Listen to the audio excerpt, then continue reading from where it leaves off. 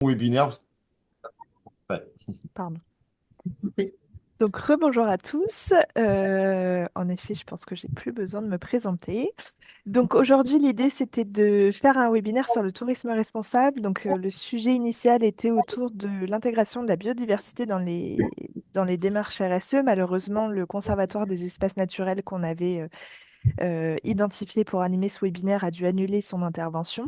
Donc, on a un petit peu réorienté le sujet de cette matinée, tout en restant autour du tourisme responsable, mais on voulait valoriser donc les destinations qui sont labellisées. Donc, on a trois intervenants qui travaillent pour des destinations labellisées Green Destinations, une en platine et deux en argent. Donc, Bagnole de l'Orne en platine et Quand la mer et forge les eaux en argent. Et on voulait également élargir à d'autres labels parce que voilà, on voulait pas forcément cloisonner à Green Destinations. Donc, on a pensé à Destination Innovante Durable, qui est également un label de destination durable, mais qui est plutôt spécialisé pour le maïs. Peut-être, Sophie Charlotte, je vous laisserai le présenter Mhm. en début Bien sûr. d'intervention. On a une destination en Normandie qui est labellisée sur cette démarche. C'est Deauville, qui a fait partie d'ailleurs des destinations moteurs dans le lancement de ce label. Donc, c'est un label purement français pour le coup. Mais Céline Fourquet de l'Hôtel de Deauville, qui pilote cette démarche, ne pouvait pas intervenir ce matin. Donc, on se dit que c'était très bien d'élargir aussi et de dépasser un peu nos frontières normandes pour aller voir ce qui se passe chez nos amis bretons. Donc voilà un petit peu. L'idée de ce webinaire, c'est vraiment de pouvoir donner envie aux destinations qui ne sont pas encore forcément engagées dans une démarche globale de tourisme responsable, de s'y engager. Et pour ceux qui sont déjà engagés, bah, pourquoi pas d'aller piocher des bonnes pratiques et de s'inspirer un peu de nos quatre intervenants. Voilà pour ça. Je vais partager mon écran.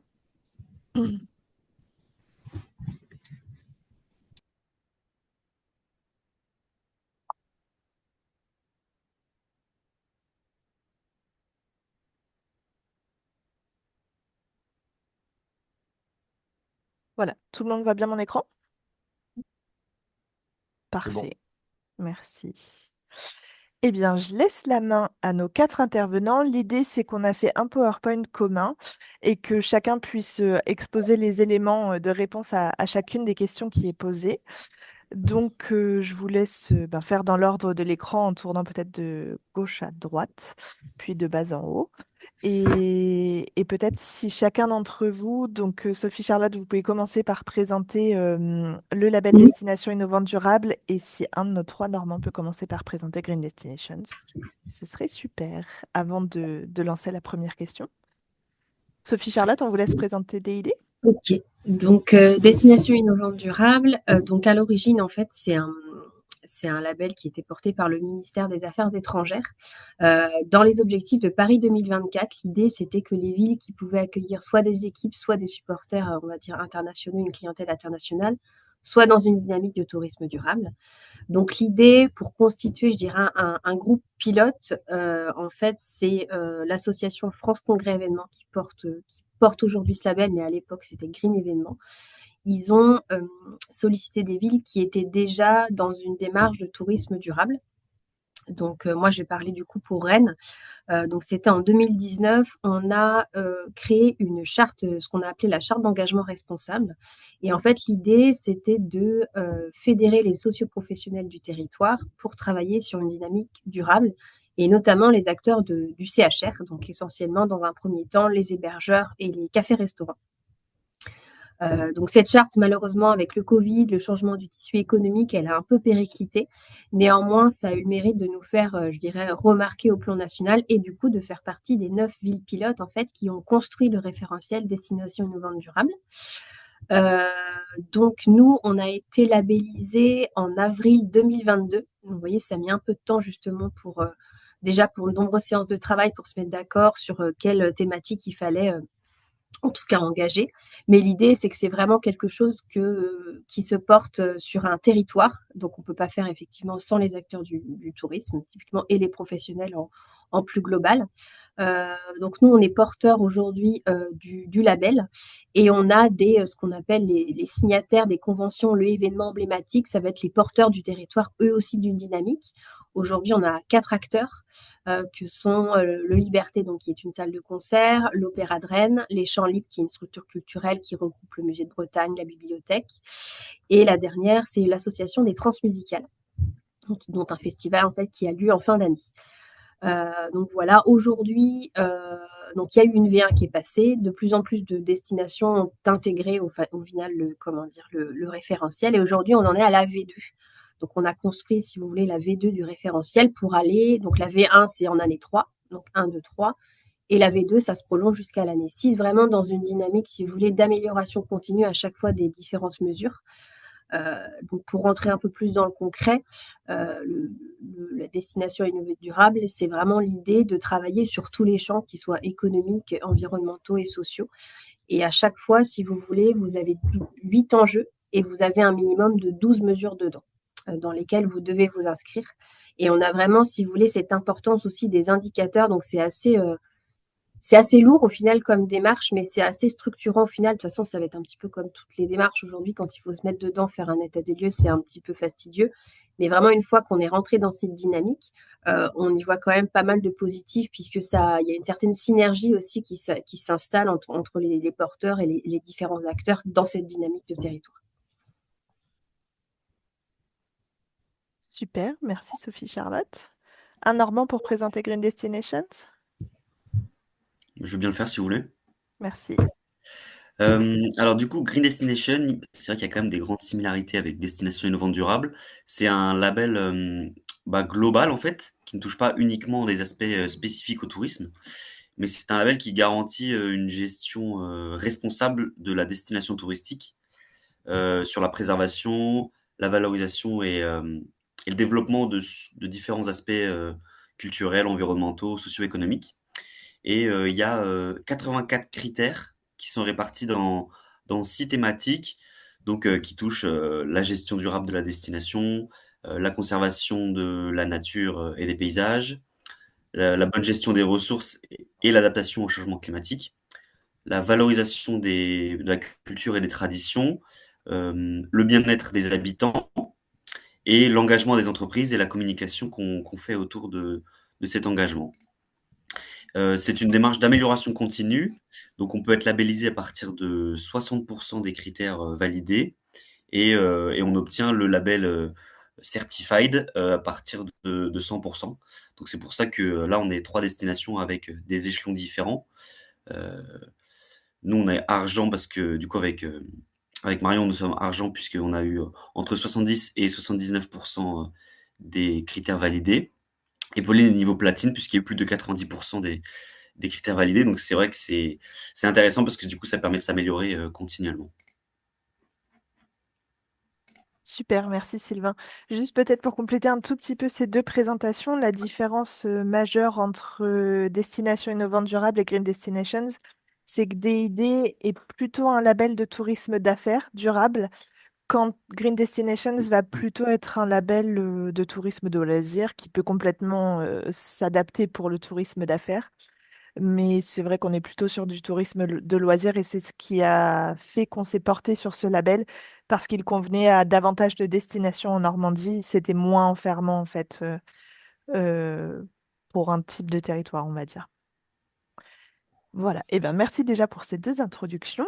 Est-ce que Marion, tu veux commencer? Donc la première question que j'avais demandé à nos quatre intervenants de traiter, c'était pourquoi s'être engagé dans une démarche de tourisme durable à l'échelle de la destination? Ah Marion, oui, je te laisse la je main. commence. Bonjour à tous. Nous, pourquoi Forge s'est engagé dans cette démarche? Tout simplement parce que notre destination se prête justement à cette thématique. On a un ENS directement sur la destination, hein, le Bois de l'Épinay, et on s'est rendu compte que beaucoup de choses sont faites sur la destination pour préserver justement l'environnement ou le bien-être social, et c'était important pour nous de le valoriser. Et ce label correspondait totalement à l'ambition de notre destination. Voilà, donc cette ambition, elle était collective hein, avec la municipalité de Forges-les-Eaux. Et vu qu'on est un petit office de tourisme proche de ses partenaires, et des visiteurs, mais on a voulu aussi les valoriser et valoriser pardon, ce qu'ils font sur la destination. Donc, voilà.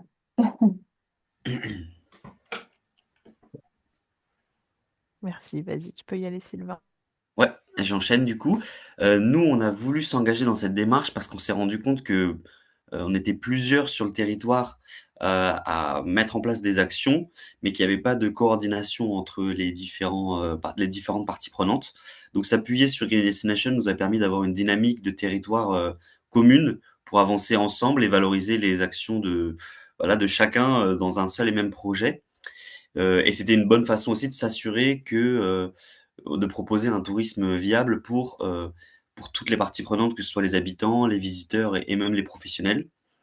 Et Green Destination, c'est quand même intéressant il y a un référentiel, donc on peut s'appuyer sur des actions globales euh, pour, euh, pour avancer, quoi.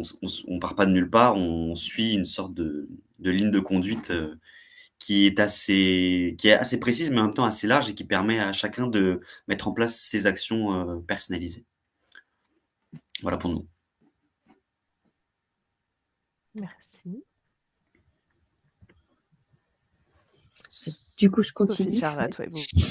C'est vrai que j'aurais peut-être dû dire 2 mots aussi sur Destination Rennes au final, parce que nous, on n'a pas forcément que l'activité office du tourisme. Pour faire très rapide du coup, Destination Rennes, en fait, on a 4 missions différentes. On a la gestion du centre des congrès, en fait, qui est le couvent des Jacobins. Tout ce qui est le bureau des congrès, donc comment est-ce qu'on accompagne un professionnel qui vient organiser un événement sur le territoire. La troisième, c'est l'office du tourisme, donc la mission tourisme. Et la quatrième, c'est la promotion économique du territoire. Donc c'est vrai que tout à l'heure, la DID, c'est vrai, essentiellement comment dire, à la base, un label plus sur le tourisme d'affaires. Nous, dans l'idée, l'objectif, c'était de positionner Rennes comme étant une ville de congrès au niveau national grâce à ce nouvel équipement du coup qui est sorti, qui a ouvert en 2018. Donc tout l'intérêt des démarches, donc nous, la DID aujourd'hui, c'est vraiment notre démarche chapeau. Ça veut dire que ça va structurer aussi les autres démarches que l'on peut avoir sur nos différentes activités. Et c'est vrai qu'on s'est rendu compte que quand on a structuré un peu de décider de se lancer dans une démarche RSE concrète, il y avait beaucoup de choses qui étaient faites, beaucoup de choses qui étaient un peu désorganisées par-ci par-là. Et nous, en fait, on a choisi de se lancer dans la destination au niveau durable pour structurer tout ça, formaliser, puisqu'on avait une grosse culture de l'oral. Et c'était justement pour se donner un petit peu une ligne directrice et savoir comment est-ce qu'on pouvait répondre à des objectifs, mais aussi à des attentes clientèle. On s'est rendu compte qu'en interrogeant au niveau de l'office, au niveau des porteurs de projets, au niveau des visiteurs, les gens attendent au final que nous soyons force de proposition et qu'on leur donne aussi les moyens de pratiquer un tourisme durable. Donc c'est un peu pour ça qu'on s'est lancé. Et c'est aussi de s'engager aux côtés des professionnels, puisque eux ne nous ont pas forcément attendus. Il y a beaucoup de professionnels en fait qui sont déjà dans cette dynamique, qui répondent des objectifs par une sensibilité aussi personnelle. Donc on s'est dit autant unir nos forces pour travailler dans une même direction et porter vraiment une destination de tourisme durable. Et c'est vrai que on a un autre objectif aussi, c'est que nous, Destination Rennes, en fait, on est donc une SPL, Société publique locale, dont les actionnaires sont la ville de Rennes et Rennes Métropole. Et à ce titre, en fait, on doit répondre aussi à des objectifs, et notamment au plan climat, air et énergie territoriale qui est porté par la métropole. Et on a également, du coup, des objectifs de tourisme de durabilité sur cette question-là. Donc, c'est un peu, c'est pas forcément la première, je dirais, raison pour laquelle on s'est lancé dedans, mais ça en fait partie. Et voilà, c'est nous, comment est-ce qu'on anime cette dynamique et qu'on s'enrichit les uns les autres sur cette question. Merci. Pauline, tu peux prendre la suite. Eh bien, bonjour à toutes et à tous. Donc, nous, nous sommes engagés dans cette démarche à l'échelle de la destination, en parallèle de la démarche aussi initiée à l'échelle de la structure. À l'époque, c'était l'EPIC Bagnoles de l'Inde Tourisme. Maintenant, c'est la SPL, Destination Touristique Donfront Bagnoles. Donc, une double échelle, à l'échelle à la fois de la structure et du territoire pour pouvoir avoir une approche globale sur l'ensemble de la destination qui, à l'époque, s'étendait uniquement sur Bagnoles de l'Orne. Alors qu'aujourd'hui, notre champ de compétences s'étend sur deux communautés de communes. L'idée à l'époque, donc c'était, on a commencé à la réflexion toute fin 2020, c'était d'identifier Bagnoles de l'Orne comme une destination durable et laboratoire. Laboratoire, parce que moi, on était tous au début de cette réflexion autour du tourisme durable.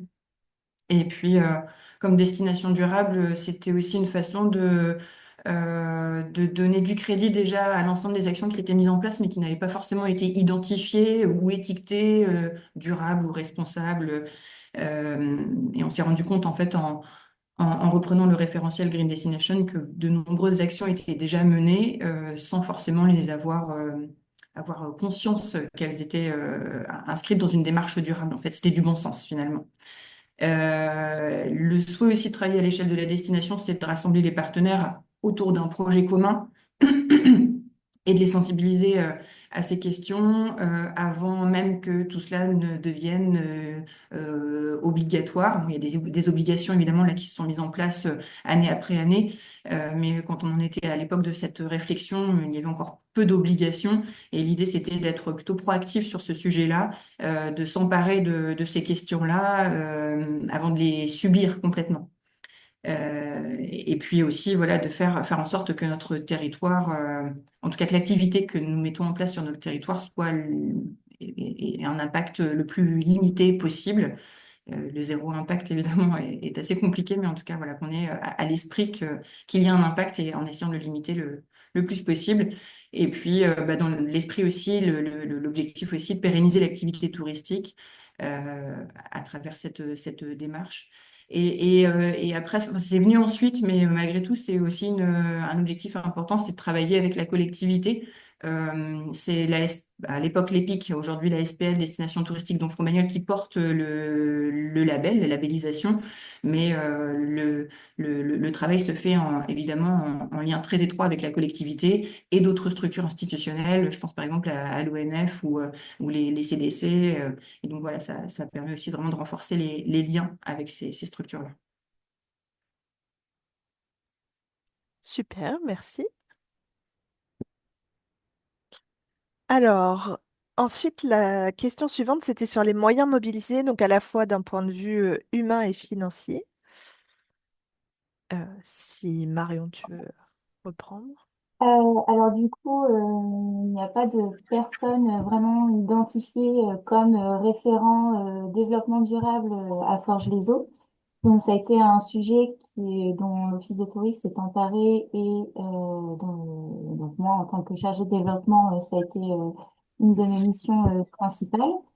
Je ne suis pas à temps plein sur cette mission.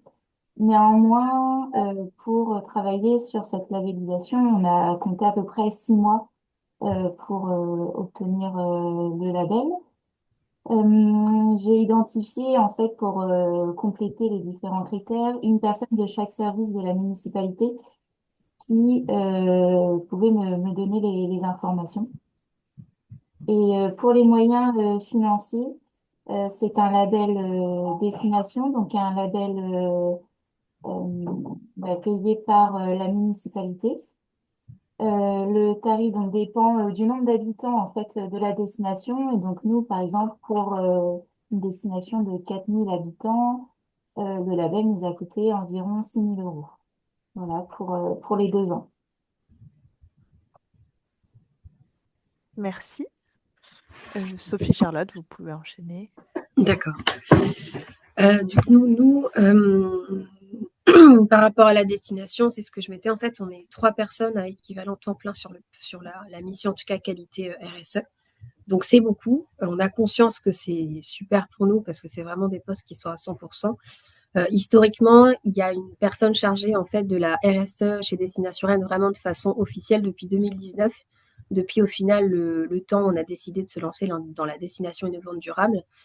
Et on a aussi d'autres certifications et labels qui nous ont en fait permis d'identifier des manques en fait en termes de ressources pour aboutir à nos objectifs. Donc en juin 2022, il y a eu quelqu'un qui est venu renforcer le service en termes de qualité, santé, sécurité et environnement. Donc on était donc 2. Et ensuite, il y a une personne en janvier 2023 qui est venue sur le poste d'animateur tourisme et durable pour vraiment se consacrer exclusivement à notre relation aux professionnels et développer aussi tout un parcours d'accompagnement à la transition, en tout cas aux activités des professionnels. Donc, ce qui fait qu'on est 3 équivalents temps plein sur ces postes, sur un total de 90 personnes à la SPL Destination Rennes. Alors nous, la DID, en termes financiers, vu que c'est un référentiel qui a été, on va dire, monté par les destinations, donc monté par les 9 destinations pilotes, on ne règle, enfin, en tout cas, la partie financière ne concerne que l'audit. Donc, en gros, c'est un audit que nous avons tous les 18 mois. Donc, on a un audit de certification, puis un audit de suivi. Et ensuite, on renouvelle. Donc, c'est un label que l'on a pour 3 ans. Et du coup, le coût de l'audit, c'est à peu près, je dirais, 1 500 euros. Ensuite, si on va un peu plus loin dans les choses, c'est que la métropole aussi paye du coup nos 3 postes à équivalent temps plein, et on a aussi un budget dédié à la RSE, à la SPL. Donc voilà, ça fait une plus grosse enveloppe, je dirais, à l'année. Mais en ce qui concerne le label propre, on ne règle que les frais d'audit. Super, merci. Pauline, tu veux prendre la suite?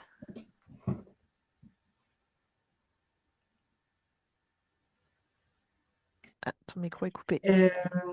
Alors, j'ai détaillé selon les années. Alors, j'ai pas précisé ici, en fait, on a constitué des binômes. Il y a un binôme RSE et un binôme tourisme durable. On a bien fait la distinction à la fois dans l'approche, mais aussi au niveau des personnes qui sont en charge de ces dossiers.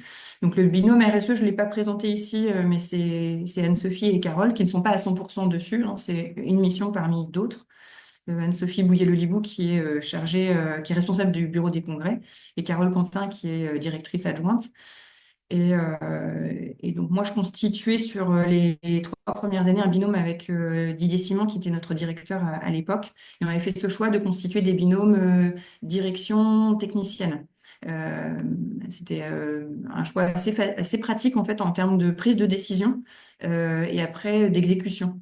Systématiquement, voilà, les binômes échangeaient, des décisions étaient prises avec validation de la direction en direct en fait, et puis après exécution des actions.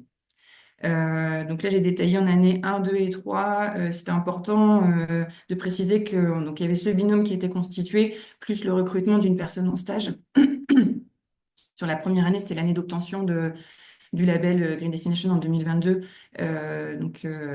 Roxane Robert était en stage pendant 4 mois. L'année suivante, donc un stage de 6 mois avec Juliette Delreux, et puis un deuxième stage de 6 mois sur l'année 3 avec Léana Dussard. Chacune aussi de ces personnes en stage ont contribué à la fois à la labellisation, première obtention, ou au renouvellement sur l'année dernière. Et puis sur l'année intermédiaire en 2023, Juliette, qui était en stage, a permis aussi de mettre en place des actions. Et ça a été vraiment très bénéfique. Ça nous a permis d'avancer très rapidement, puisqu'en fait, ces 3 personnes étaient dédiées à 100% sur la mission tourisme durable. Donc ça, c'était vraiment super confortable. Et moi, j'intervenais pour donner des directives et pour apporter du soutien, voilà, pour encadrer aussi le stage. Et j'étais aussi présente évidemment sur le terrain, mais il y avait vraiment ce binôme aussi technicienne-stagiaire qui était très précieux. Euh, voilà, et donc cette année, donc en année 4, je suis toute seule. Je suis toute seule sur la partie tourisme durable, avec un petit peu de moins de temps aussi à y consacrer. Donc voilà, c'est une réorganisation qui va se mettre en place. En ce qui concerne le financement, alors je vais revenir après au financement. Il y a aussi, j'ai indiqué aussi les différentes collaborations avec les services de la mairie, de la CDC, autres partenaires institutionnels. J'en ai parlé précédemment, mais c'est précieux aussi parce qu'en fait, sans ces différents interlocuteurs, il est difficile de pouvoir répondre à l'ensemble des critères. On n'a pas la maîtrise de tous les éléments qui sont à renseigner pour obtenir le label Green Destination. Enfin, le champ est tellement vaste que ça dépasse bien très largement notre champ de compétences tourisme. Donc cette collaboration, elle a été vraiment très précieuse aussi. Et puis en ce qui concerne le financement, donc pour nous, ça nous a coûté environ 2800 euros pour une commune de 2800 habitants. Et le label a d'abord été financé par notre structure précédente, par Bagnole de Land Tourisme. et à la fois pour l'obtention et pour le renouvellement, mais à l'avenir, ça devrait normalement être financé par la commune de Bagnoles-de-Lorne.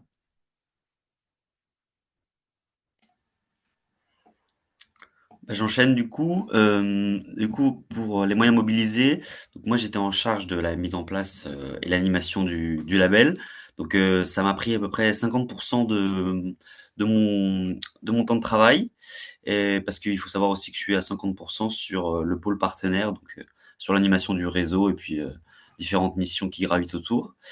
Nous, on a été aussi beaucoup épaulés par la communauté urbaine, parce qu'il y a beaucoup de critères qui sont liés aux services que propose la communauté urbaine. Et en termes de coûts, pour une communauté urbaine de environ 250 000 habitants, ça nous a coûté 5 000 euros par an, sans compter les frais d'audit. Voilà pour les moyens. Si je ne me trompe pas, les frais d'audit sont compris dans les 5 000 euros. Il y a les frais de déplacement, par contre, de l'auditrice à payer. Je me souviens plus exactement, mais je suis pas sûr.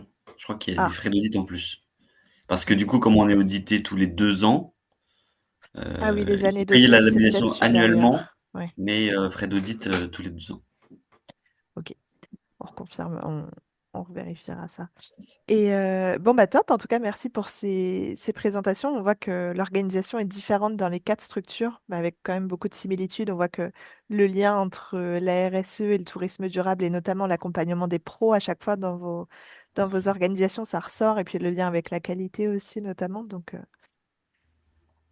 des organisations différentes, mais qui se ressemblent finalement, qui se rejoignent. Alors, pour la suite, si ça veut bien changer, voilà. Hop. Marion, je te laisse présenter les bénéfices que vous avez pu constater de cette démarche sur votre territoire.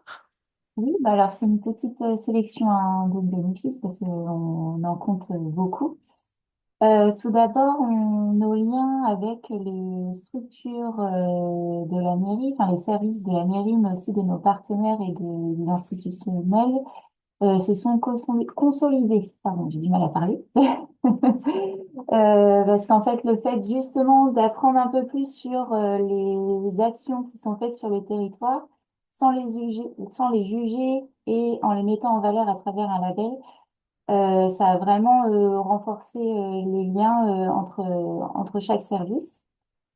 On a gagné un petit peu de notoriété parce que c'est vrai que beaucoup de destinations nous demandent en fait des informations sur la mise en place de ce label pour une petite destination. Donc ça nous fait plaisir et on gagne aussi en notoriété vis-à-vis de nos collègues et aussi sur vis-à-vis des habitants aussi.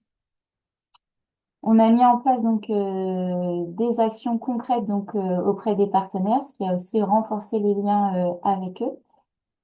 On s'est engagé donc avec la municipalité justement en prenant part auprès des décisions en fait qui sont faites pour les actions qui sont mises en place sur la destination, les destinations municipales.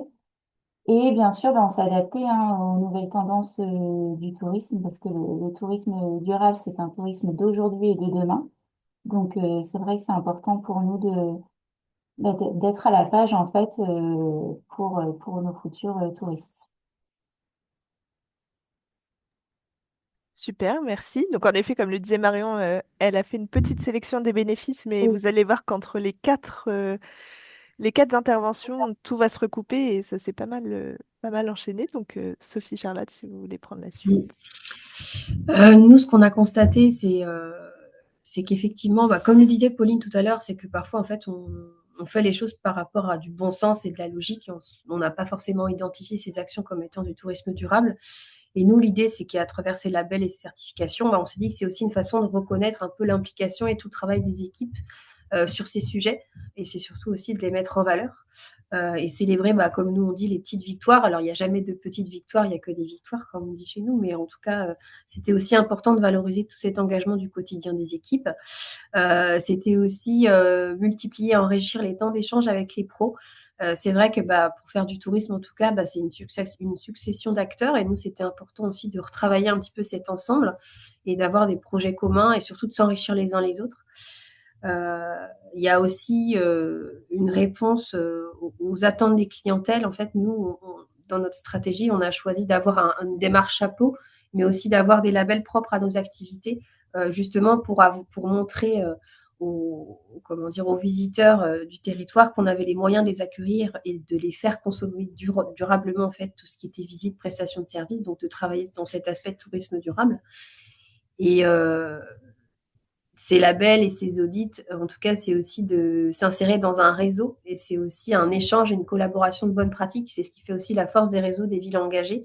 C'est qu'en fait, on a toujours une question, on a toujours une appréhension, quelque chose, et on peut toujours se retourner justement vers ce réseau qui est aussi hyper bienveillant et de voilà, collaborer, monter des projets ensemble, échanger des bonnes pratiques. Et c'est aussi, je pense, en tout cas nous, un super bénéfice qu'on a pu constater dans cette démarche.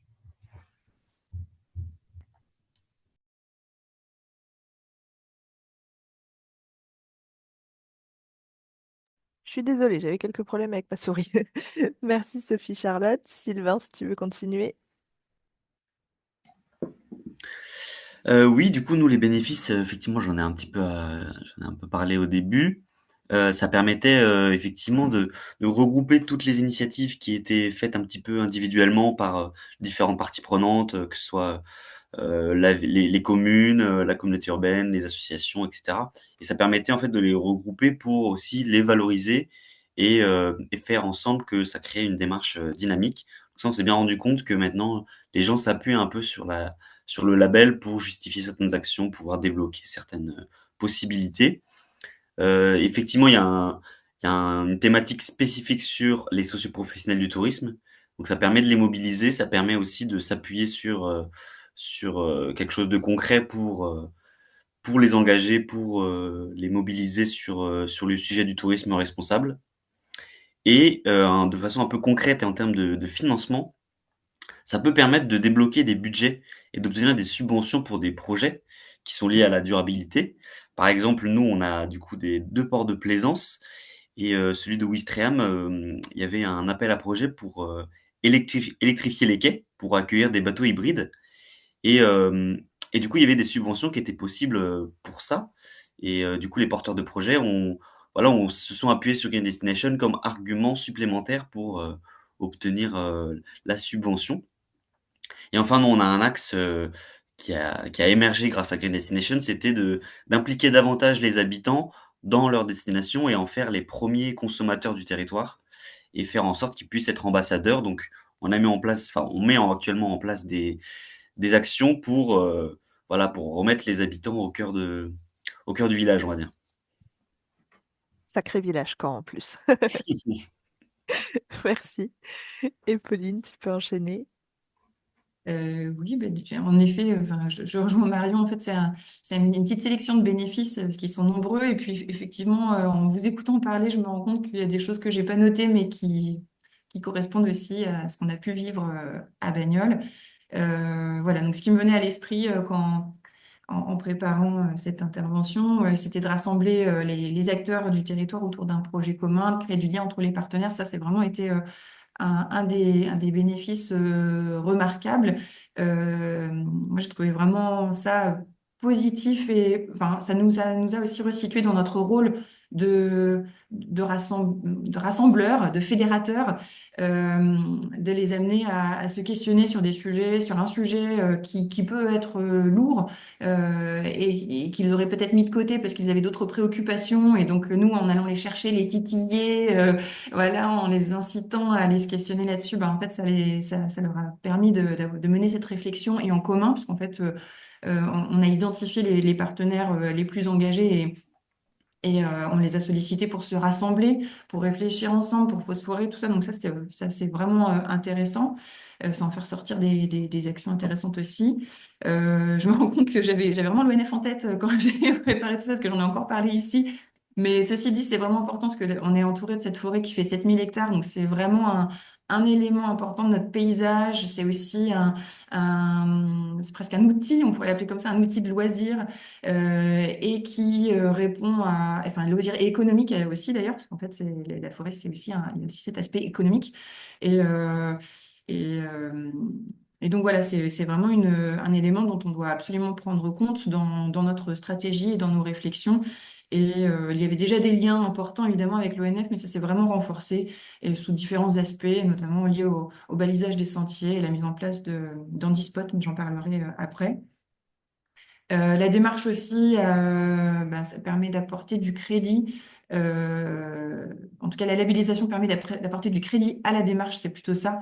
Et je l'ai noté après, mais aussi la prise de conscience des élus. Tout ça, c'est assez lié parce que, alors je vais le dire très honnêtement, hein, parfois le label a été remis en question. On m'a dit, mais pourquoi se labelliser? À quoi ça sert? Ça coûte cher. Est-ce que ça a vraiment un intérêt? Est-ce qu'on ferait pas la même chose si on n'était pas labellisé? Bah oui, en fait, on ferait la même chose certainement, parce qu'en plus, le label nous a permis de faire un état des lieux, donc on faisait déjà avant l'obtention du label. Mais en fait, ce label, il a permis de mettre en lumière ce qui était déjà fait et puis de nous donner une feuille de route pour ce qu'il reste à faire, ou en tout cas ce qu'on peut potentiellement faire pour s'améliorer. Et voilà, ça donne vraiment du crédit à la démarche et ça a permis, alors non seulement de faire la lumière sur ce qui était fait, mais aussi de faire la lumière sur la destination dans cette démarche-là. Et forcément, bah, là, les élus, ça leur plaît bien en général quand il y a des petits focus faits sur leur territoire. Ça, ça leur plaît plutôt bien. Donc voilà, en ce sens, ça a été positif. Il y a aussi la fierté des techniciens d'agir pour une destination responsable. Bah, là aussi, ça va dans ce sens-là. En fait, le fait d'avoir mis en lumière les actions qui étaient déjà mises en place avant même l'obtention du label. Mais en fait, je me suis rendu compte que si bien au niveau de la structure touristique, voilà, pour laquelle on travaille, Office de tourisme et tous les équipements qu'on gère, mais aussi les différents employés de la ville, bah, ils se sentent fiers en fait de voir qu'à un moment donné, on valorise leur mission, l'action, l'idée qu'ils ont eue et qu'elle a été concrétisée. Et qu'est-ce que j'avais noté aussi? Oui, recensement des actions mises en place pour limiter l'impact de nos activités, de nos décisions. Donc voilà, on a vraiment pris conscience qu'on avait déjà mis beaucoup de choses en place. Et puis oui, la notoriété de la destination, ça faisait partie aussi des objectifs, même si évidemment on avait un objectif très comment dire, avec un aspect presque philosophique aussi et un engagement personnel, mais on n'oublie évidemment jamais l'aspect notoriété, communication, promotion du territoire. Et voilà, ça permet aussi de positionner la destination sur cet aspect-là et de valoriser l'ensemble de nos prestations et de notre patrimoine aussi naturel et architectural. Merci. Comme tu l'as dit, Pauline, même si chacun vous avez peut-être oublié de mentionner initialement des éléments que vous considériez comme étant des bénéfices, au final, c'était bien parce que ça permettait d'en souligner des différents au travers de chacun de vous. Mais on voit bien quand même que le principal bénéfice qui a été constaté au travers de cette démarche, que ce soit DID ou Green Destinations, c'est que ça permet de fédérer et de vraiment retisser du lien avec les différents acteurs de la destination, notamment des services avec lesquels on n'a peut-être pas l'habitude de travailler, le service gestion des déchets de la collectivité. Bon, quand on est un office de tourisme, c'est pas le premier service avec lequel on collabore au quotidien en général. Pareil sur les services, les syndicats de gestion de l'eau, etc. Tous ces acteurs-là qui sont plus éloignés d'activités purement touristiques, ça permet d'aller créer du lien avec eux, de renforcer aussi la compréhension des missions que l'un et l'autre portent, à la fois l'OT et ces services-là, et de justement créer ce lien, de voir comment le tourisme est transversal en fait. Et puis c'est vrai que l'axe sur les sociopros, ça ressort aussi beaucoup dans chacune de vos interventions. Et pour rebondir aussi sur la notoriété de la destination, c'est vrai qu'on a cette chance en Normandie d'avoir eu les 4 premières destinations labellisées Green Destinations en France. Donc ça a permis un bon coup de projecteur. Et pareil pour Rennes, comme vous faisiez partie des villes pilotes du label, si je ne me trompe pas, j'imagine que vous avez pu aussi constater ça sur votre territoire. Alors, on va passer à la partie la plus concrète, à savoir les bonnes pratiques de tourisme responsable. Je vous laisse chacun en sélectionner une que vous allez présenter et puis le PowerPoint vous sera envoyé à tous de toute façon, donc vous pourrez aller prendre connaissance des autres bonnes pratiques citées par chacune des destinations. Mais là, au vu du timing, si vous pouvez chacun en présenter une, ce serait top. Eh bien, Sylvain, si tu veux commencer, comme ça on change un peu l'ordre et ça bouscule les interventions. Ok, très bien. Alors moi, du coup, je vais vous parler de l'accompagnement financier que l'Office de tourisme propose à ses adhérents. On avait questionné nos partenaires sur différents sujets liés au tourisme durable et leur implication. Et on les avait questionnés sur les labels, en leur demandant est-ce qu'ils trouvaient que les labels étaient pertinents, est-ce que ils étaient plutôt enclins à s'engager sur des démarches de labellisation et quels étaient leurs freins. Et donc on s'est rendu compte que globalement, les labels avaient plutôt bonne presse chez nos partenaires, mais que les freins étaient essentiellement financiers et des freins de temps. Du coup, on a voulu pouvoir les accompagner, au moins alléger un petit peu leurs freins financiers. Donc, grâce à Green Destination, nos élus ont pu nous débloquer un budget d'accompagnement financier. Donc, ce qu'on fait, c'est que pour les aider à mettre le pied à l'étrier, on prend en charge 50% des frais d'audit pour certains labels qu'on a identifiés, comme Clévert, Écotable, ISO 221 et Divertissement Durable, pour ne citer que. Et du coup, une fois qu'ils sont labellisés, ils nous envoient les factures d'audit et on prend en charge 50% pour une année pour un label. Et ensuite, on propose une réduction de 10% sur l'adhésion annuelle à l'Office de tourisme tant que les structures sont labellisées. Donc, on a pu mesurer ces retombées sur les labellisations clés vertes. Donc, c'est pas dû uniquement à notre accompagnement, mais on voit une progression des établissements labellisés clés vertes. On en avait 2 en 2023, on en avait 7 en 2024, et là, on en a 17 cette année. Donc, c'est une progression. Euh, on a aussi un fort pôle d'hôtels qui sont labellisés, qui appartiennent au groupe Accor, qui poussent aussi également à la labellisation. Donc on se dit que peut-être que l'un dans l'autre, les deux ont contribué à cette augmentation de structures labellisées. Voilà pour moi. Merci. Marion, on te laisse la main. Oui. Alors, moi, je vais vous présenter plutôt la stratégie. Donc, c'est pas vraiment une bonne pratique, mais je trouve que c'est important de souligner que le label Green Destination peut être transversal vis-à-vis de d'autres labels. En fait, à la suite de notre labellisation, en fait, sur notre report d'audit, il était souvent mentionné qu'on n'avait pas de stratégie autour du développement durable propre à la destination. Donc, en fait, nous, pour le renouvellement, en fait, on a dû vraiment travailler sur une stratégie à ce sujet. Et cette année, en fait, on doit renouveler notre label station classée. Pour le label station classée, en fait, on doit faire justement une stratégie de développement durable, mais à l'échelle de 12 ans.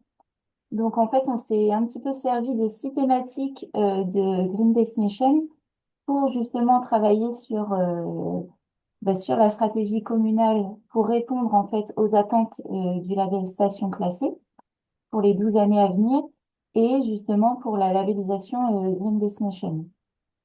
Donc, en plus de ça, en fait, on a des liens très étroits avec notre municipalité. Donc, en fait, on fait des réunions moins 2 à 3 fois par an sur la qualité de la destination. Donc, on a intégré des notions de qualité, de développement durable, mais aussi d'attractivité dans cette stratégie.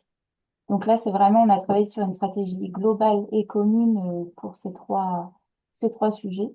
Et je trouve que c'est important aussi de le mentionner parce que c'est un label de plus, mais c'est un label aussi qui nous aide pour justement d'autres actions dans la destination.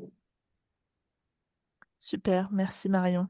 Quand on parlait de transversalité du tourisme tout à l'heure, là on voit bien que ces trois démarches, que ce soit le tourisme durable, enfin développement durable, qualité et attractivité, c'est extrêmement transversal et c'est pas fait pour faire. Vous vous êtes dit, bon bah ok, on va pas faire trois stratégies, une sur 2 ans, une sur 12 ans ou je sais pas quoi. Non. Mais là, ça fait vraiment sens que les trois soient portés communément, on va dire, et les trois se rejoignent de toute façon. On ne cesse de dire que la démarche qualité fait écho à la démarche RSE de tourisme durable. Donc là, ça faisait complètement sens de les porter ensemble. L'attractivité, on sait que c'est une mission qui est de plus en plus confiée aux OT aussi. Et tout ça, c'est des démarches qui permettent aussi d'associer la collectivité, encore une fois. Donc, c'est en effet peut-être pas une action concrète comme tu l'as mentionné, mais ça permet vraiment, encore une fois, d'associer tout le monde et de tisser du lien entre les différents acteurs et les différentes démarches. Et puis au travers de la bonne pratique présentée par Sylvain, c'est hyper concret, c'est très facilitant pour les sociopros aussi. Là, il y a quand même beaucoup moins de raisons de ne pas aller vers un label quand on a ce type de démarche qui est portée. C'est une vraie chance pour eux. Et c'est vrai que quand on a Green Destinations et que ça permet aux élus de faire, enfin de prendre conscience de l'importance de ces démarches et de débloquer des fonds, c'est génial. C'est très, très mobilisant pour l'OT, j'imagine, parce que peut-être sur des fonds propres, ça aurait été plus compliqué ou voilà, mais si vous avez pu être aidé, c'est vraiment super et ça s'intègre dans votre accompagnement des pros de façon plus générale. Donc, tout ça se fait aussi vraiment sens et c'est hyper opérationnel pour les sociopros pour le coup. Merci à tous les deux. Pauline, laisse la parole. Du coup, moi, je vais choisir Handispot. C'est une de nos nouveautés, enfin, de l'année dernière et puis qui court aussi sur cette année. Donc, depuis plusieurs années déjà, on a un partenariat avec OnPiste, avec Rossignol, pour la mise en place de nos circuits trail, marche nordique, gravel et VTT. Et donc, l'année dernière, une partie de l'équipe outdoor a suivi une formation pour rendre accessibles certains de ces itinéraires. Donc, nous avons 3 itinéraires qui sont labellisés Handispot, 2 partant de Bagnoles, 1 partant de Donfront. Aucun aménagement n'a été effectué sur ces itinéraires. C'était des itinéraires existants qu'on avait déjà identifiés avec la station de trail, mais aucun itinéraire n'a été réaménagé suite à la labellisation. En fait, cette labellisation, elle consiste à identifier des itinéraires qui sont suffisamment accessibles de par la nature du sol, la largeur des sentiers, et puis également avec un descriptif suffisamment détaillé. Donc un descriptif qu'on réalise sur la base d'une grille de critères établis, bien spécifique, et on détaille suffisamment ces itinéraires, ces parcours, pour que toute personne en situation de handicap soit en mesure d'identifier si le circuit est faisable, si elle peut le pratiquer au regard de son propre handicap. Parce que c'était difficile finalement d'aménager des circuits alors qu'il y ait autant de niveaux de handicap que de personnes concernées. Et puis on ne voulait surtout pas non plus intervenir directement sur le milieu naturel, et on aurait certainement eu aussi des freins de la part des différentes structures concernées comme l'ONF ou les espaces naturels sensibles avec le conseil départemental. Donc voilà, on a 3 itinéraires qui sont très détaillés, et avec OnePiste, les personnes décidant de parcourir ces itinéraires peuvent choisir d'avoir un descriptif audio. Donc on actionne le descriptif audio, on peut l'avoir par écrit, mais on peut l'avoir par audio, et au fur et à mesure que l'itinéraire se déroule, avec un petit effet d'anticipation, eh bien, on a le descriptif de l'obstacle ou de la nature du sol qui va arriver, et la personne peut de cette façon anticiper et gérer son itinéraire comme elle le souhaite. Et dans la prolongation de cette labellisation Handispot, à l'occasion de notre événement trail qui a lieu chaque année le dernier week-end de septembre, eh bien nous mettons en place actuellement, parce que c'est pour cette année, un Handispot Trail Tour. Donc en fait, c'est un itinéraire qui sera consacré, enfin dédié aux personnes en situation de handicap, ce qui leur permet aussi de participer au Bagnoles Normandie Trail, tout en sachant que voilà, l'itinéraire a été conçu, prévu pour qu'il soit accessible. Donc également sur la base de critères, d'une grille, c'est validé par OnePiste, et ça sera testé également. Je crois qu'il est prévu que ce soit testé par une personne en situation de handicap, voilà, pour nous assurer que tout est OK. Super, merci Pauline. Une bonne pratique sur le volet social, donc c'est intéressant, ça change un peu. Puis on voit que là aussi c'est très concret, sans demander des moyens démesurés, parce que vous êtes partie de l'existant sans avoir d'aménagement particulier à mettre en œuvre. Donc, et pour autant, ça répond, enfin ça rend service à cette cible-là, donc c'est top aussi. Merci. Et pour clôturer sur les bonnes pratiques, et on sera à peu près pile dans le timing, on s'était dit que comme on avait 4 intervenants, on pouvait déborder un petit peu, donc on est bien. Sophie Charlotte, vous aviez identifié 2 bonnes pratiques, une Oui, en interne à l'OT et une sur la destination. Donc la deuxième d'ailleurs sur la destination fera oui, écho à certaines personnes. oui. Donc Du chouette. coup, Merci. Du coup, je vais partir peut-être sur la deuxième, la destination. Donc nous, alors c'est vrai que ça va faire, je crois que Bagnole, vous avez déjà le dispositif aussi sur cette partie-là. Donc nous, on a développé une marque qui s'appelle Soif de Rennes et l'idée, c'était de donner l'opportunité aux gens de pouvoir remplir leur gourde d'eau potable, donc aux fontaines publiques ou bien dans les établissements partenaires volontaires sans contrepartie d'achat. Donc c'est un dispositif qu'on a lancé en partenariat avec l'eau du bassin rennais qui gère au final la gestion de l'eau chez nous et également Rennes Métropole. Donc, il y avait plusieurs objectifs à cette démarche. L'idée, c'était dans un premier temps de diminuer l'usage du plastique à usage unique, notamment de bouteilles. On voyait beaucoup de personnes, notamment des touristes, qui allaient spontanément plutôt acheter une bouteille d'eau. Donc, c'était vraiment, je dirais, encourager la pratique de la gourde. Donc, du coup, on a installé, nous, une fontaine et un point d'eau à l'Office du tourisme. Donc, c'est la petite photo qui est ici et juste à côté. Et en fait, on l'a habillé avec cette nouvelle marque, cette nouvelle communication. Et dans chacun des ambassadeurs, donc en fait, ce sont des commerces volontaires chez qui on a prospecté, donc qui ont accepté en fait de nous suivre dans cette aventure. Et ils ont du coup ce petit encart ici remplit votre gourde, donc sans contrepartie d'achat, parce qu'on s'est rendu compte qu'il y avait aussi un peu de frein pour les visiteurs de spontanément venir avec sa gourde, demander de remplir sans consommer. Il y avait une espèce de barrière. Et là, ça vraiment les conforte dans cette décision de pouvoir entrer dans ce commerce, demander du coup de se faire remplir la gourde d'eau et ensuite de repartir sans pour autant consommer un café ou quelque chose. Donc voilà, aujourd'hui, on a 38 ambassadeurs qui sont référencés, on a 180 fontaines publiques référencées sur Soif de Rennes et sur le territoire. Donc ça marche en fait avec un système de géolocalisation. Donc vous pouvez le faire à Rennes, mais vous pouvez le faire partout en France en fait, à partir du moment où vous avez l'accès au QR code. Et ça répertorie au final les points d'accès. Il y avait aussi on a mutualisé des objectifs. Donc typiquement l'objectif de l'eau du bassin rennais, c'était plutôt de promouvoir la consommation d'eau potable au robinet et justement toujours dans un aspect, un objectif environnemental et aussi de faciliter la consommation nomade. Et en fait, il s'en est sorti que de ces dispositifs-là, on est plutôt aussi allé voir les associations, typiquement la Cloche, les associations aussi étudiantes. On a essayé de promouvoir aussi ce dispositif pour dire, eux aussi peuvent être un public, on va dire, intéressé par ce dispositif-là. Donc voilà, on l'a aussi transposé au niveau du centre des congrès. En fait, on a fait installer un système de fontaines. On a 12 fontaines à eau au niveau du centre des congrès. Et en fait, on communique auprès des participants aux événements de venir avec leur gourde aux événements. Et on est aussi ouvert au grand public. Donc, on communique aussi sur le fait qu'on est équipé pour qu'ils viennent remplir leur gourde directement plutôt que de se tourner vers des solutions d'achat de bouteilles en plastique. Voilà. Super, merci beaucoup. Vous êtes passé avec Oali, du coup? Oui, c'est ça, avec Alexandre Solacoulou, avec Oali. Donc, ça fait 2 ans qu'on a ce dispositif-là. Et là, on travaille sur un autre projet plutôt de la nourriture, le food, plutôt le midi avec des boîtes vertes. Voilà, on aimerait plutôt. Il y a le liquide, mais il y a aussi, on va dire, l'alimentation à côté. Donc, c'est vers là qu'on aimerait tendre aussi. Mais bon, c'est que les débuts du projet. Et je me rends compte avec toutes les pratiques que les autres destinations ont mises, j'en ai pas mis beaucoup, mais je pense que chacun pourrait s'étendre sur pas mal de choses. Donc, Super, c'est vrai que la partie solide, enfin, et repas emportés, etc., il y a aussi un vrai enjeu là-dessus, en effet, surtout dans les villes. Donc c'est intéressant et on suivra ça de près.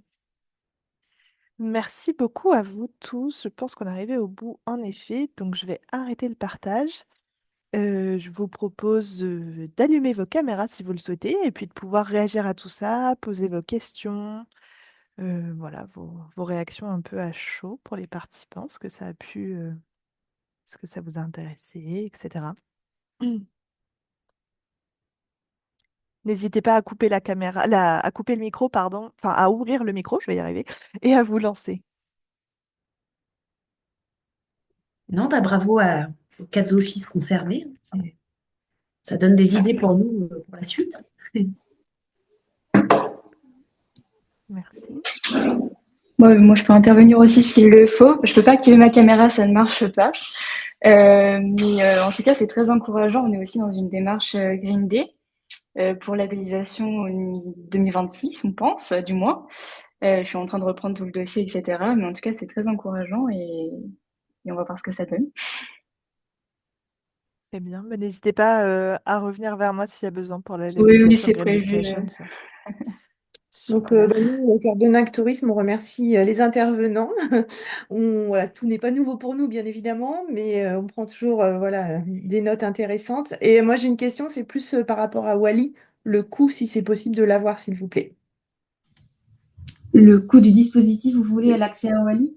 Alors, ça dépend au final La la formule. communication, parce qu'on avait commencé à chercher, on avait trouvé des prix assez onéreux. Donc, Bah après, moi, je peux vous donner le contact et vous voir parce que c'est vraiment selon le dispositif que vous voulez pousser.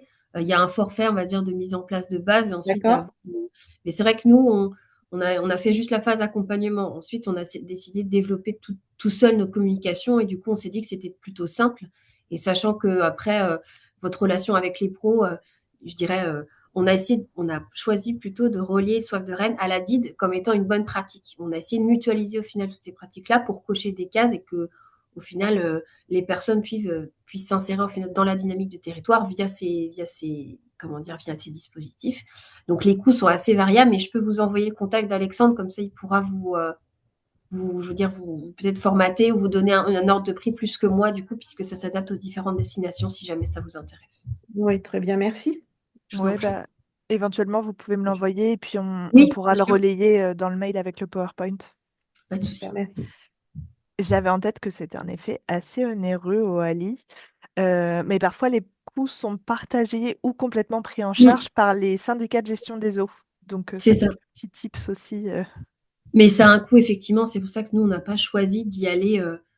Je dirais tous les ans, on a payé le forfait d'entrée et ensuite, c'est vrai que c'est pas négligeable et que voilà, on pouvait pas se Ouais, de permettre. mémoire, c'est surtout pour la communication numérique que ça revient cher. Ouais, c'est ça, mais en fait, du coup, ce qu'on a décidé de faire, nous, c'est de travailler notre propre com, notre marque autour de ça et ensuite de s'en détacher. Mais ça nous a quand même bien aidé à se lancer dans un premier temps, effectivement. Merci. Merci. Est-ce que vous avez d'autres questions? Peut-être des réactions qui vous viennent suite aux présentations qui vous ont été faites? Peut-être Zoé, Mathilde, qui êtes pas encore complètement engagée dans cette démarche. Est-ce que ça a pu vous inspirer? Charlène Toujours un aussi. petit peu la même question concernant les petites structures, entre guillemets.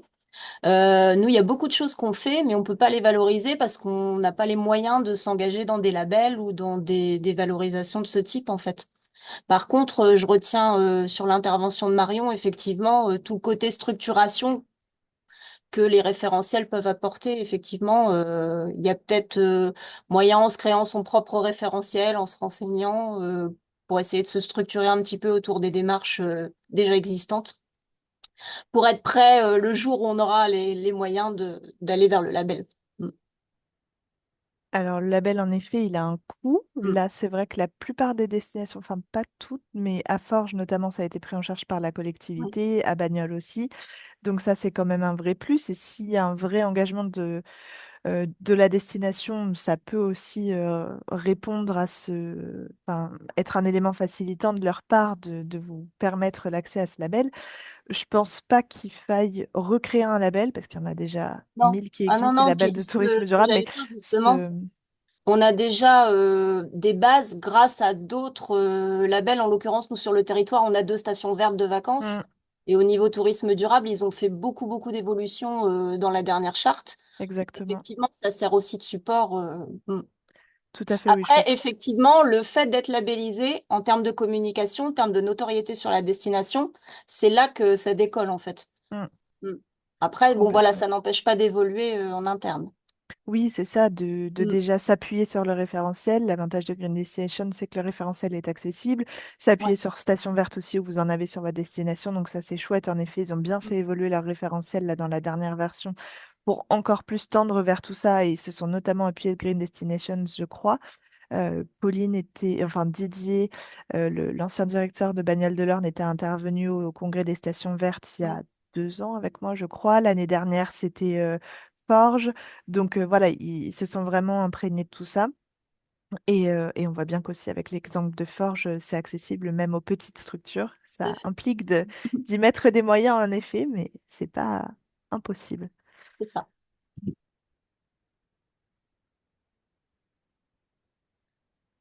les autres? Est-ce qu'on a... Est-ce que ça a répondu à vos interrogations? Est-ce que ça vous a donné envie de partir dans ce type de démarche?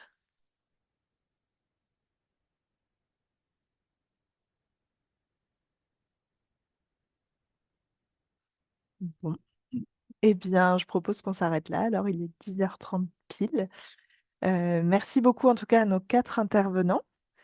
Et puis les autres, on n'a plus qu'à vous souhaiter une bonne journée. Et n'hésitez pas à revenir vers nous si vous voulez être accompagné soit à la RSE, donc plutôt en interne, ou bien sur la destination en dehors, on va dire, des murs de l'OT.